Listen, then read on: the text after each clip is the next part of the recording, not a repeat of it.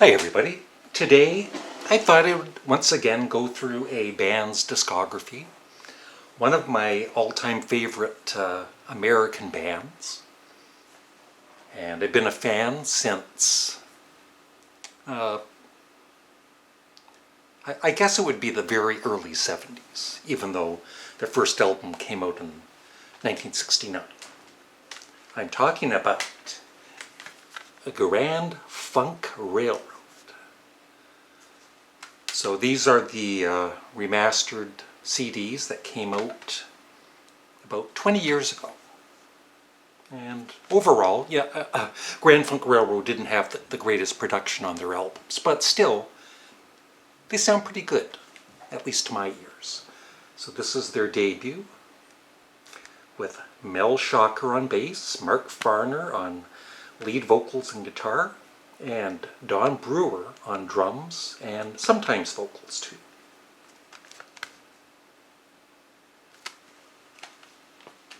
I love the Capitol label.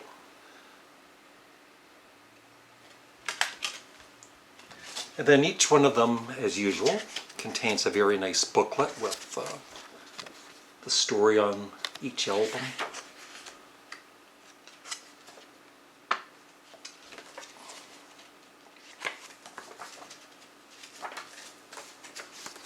Lots of reading material.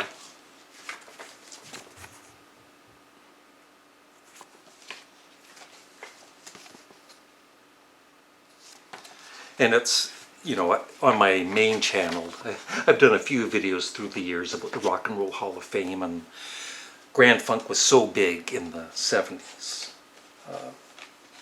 And they're not in the Rock and Roll Hall of Fame. Their second album, Grand Funk, also known as the Red Album. Once again, very nice booklet. So I would give On Time, I should rate them too. I would give On Time an 8 out of 10. And I would give this a 10 out of 10. It's one of my favorites.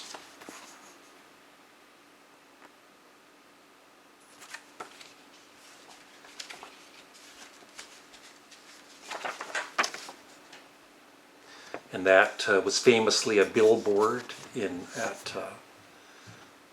New York, Times Square.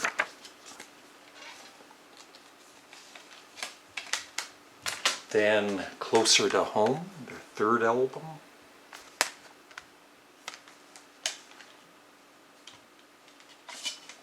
Yep, I give that a 10 out of 10 too.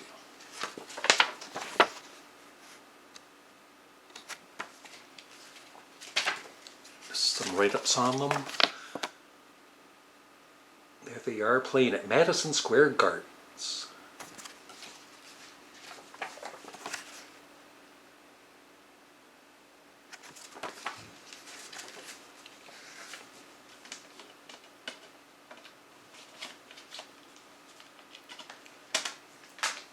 And the first, my favorite live album of all time, the double album live album, which I think was one of the first albums that I actually owned.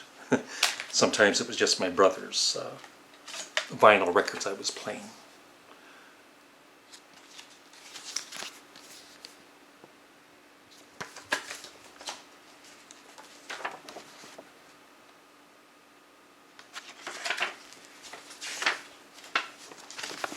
Lots of write-ups in this, and then the pictures.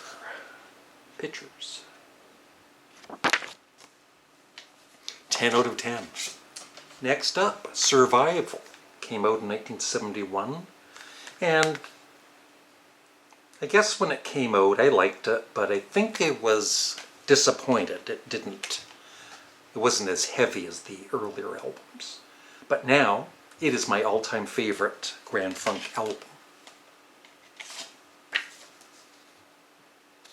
And they do a version of the Rolling Stones' Gimme Shelter, which I actually love more than the Rolling Stones version. So once again, lots of write-ups and then some pictures.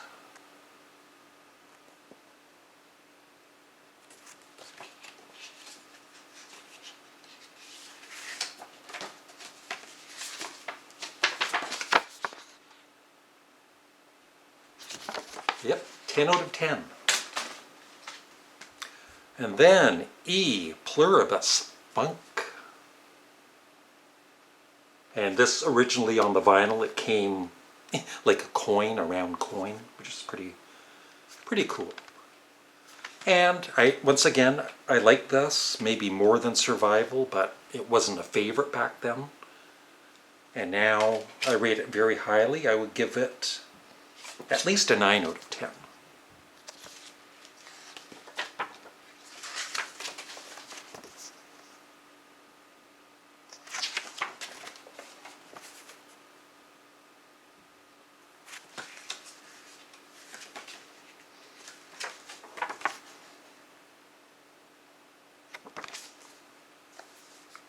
Here's Shea Stadium, which they sold out quicker than the Beatles did. Yeah, 9 out of 10. And then Phoenix in 1972, which I was disappointed in for sure, even more than Survival. They kind of lost some steam, a bit more, and had more keyboards. I wasn't, at least then, a big fan of the organ. But listening to it with fresh ears the last few years, I actually think it's a very good album. And I would now give it an 8 out of 10.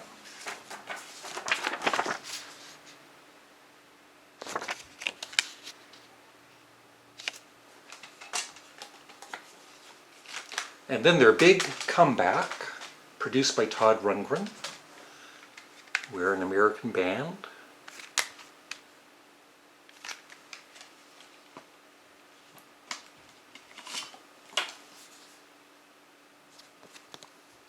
I'm trying to remember, I think this came with stickers when it first came out on vinyl. And even maybe a gold vinyl. I'm not sure if I might have. I don't remember. So long ago. But yeah, this was just excellent. I would give it overall a 9 out of 10. I still preferred, their earlier years, but very strong album. And then soon after, they're starting to have hits again, and they released the LOCO-MOTION, which some fans, even now, it's like they're selling out, trying to get a lot more commercial, which they were. And I love the LOCO-MOTION song, their cover version. But when this album came out, 3D, you could take this off and look at the 3D cover. I thought it was okay, I guess. And now, when I play it, I enjoy it a lot more. I would give it maybe a 7.5 out of 10.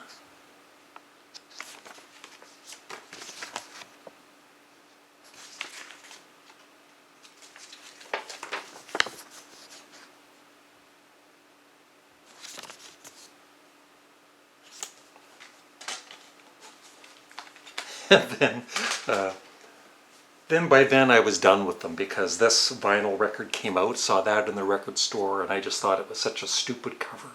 It is. All the girls in the world beware. And yeah, so I lost interest in them.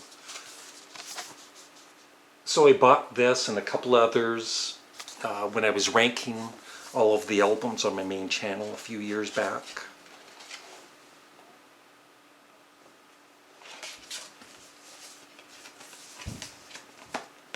And this was from, some of these I bought from the Trunk of Funk, 5 albums in one box set, because I didn't have these, but I have other ones.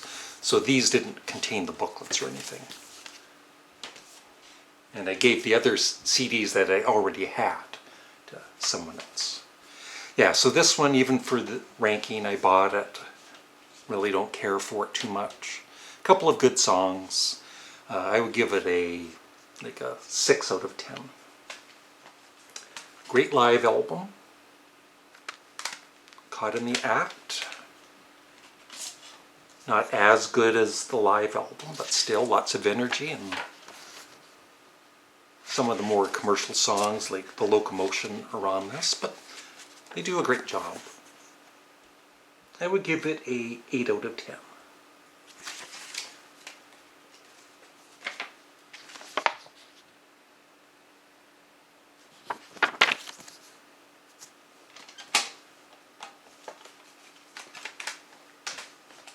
And then Born to Die, their last studio album with all the 3 original members, plus Craig Frost, the keyboardist.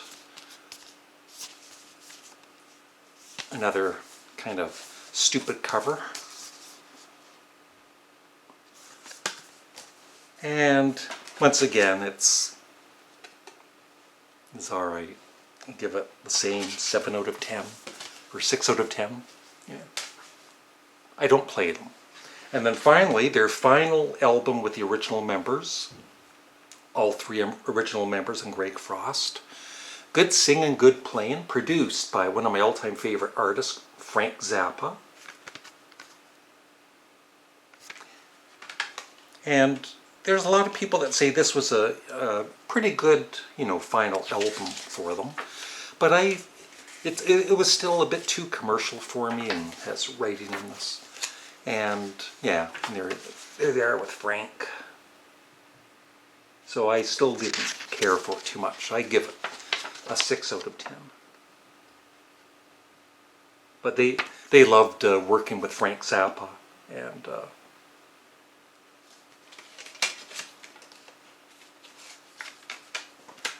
sadly they were done. And then of course all the fighting, kind of similar to other bands out there, like Creedence Clearwater Revival with John Fogerty. He's the main guy, and with Grand Funk Railroad, the main guy is Mark Farner, even though Don Brewer had a great voice. And he did write some of the songs like We're an American Band. But still, Mark Farner, for me, is Grand Funk Railroad, just like John Fogerty is CCR, and those bands just sadly don't get along with the other members, with all the members. So yeah, so CCR played live for a few years without John Fogerty, calling themselves Creedence Clearwater Revisited. And then Grand Funk Railroad, of course, they bought out the name. I think they kind of tricked Mark Farner in some way, and so they're still under the name Grand Funk Railroad when they tour, but they haven't made any records in a long, long time. So that's my Grand Funk Railroad collection. Thanks for watching. Looking forward to some comments below, and remember to like the video. I'd really appreciate it. Bye.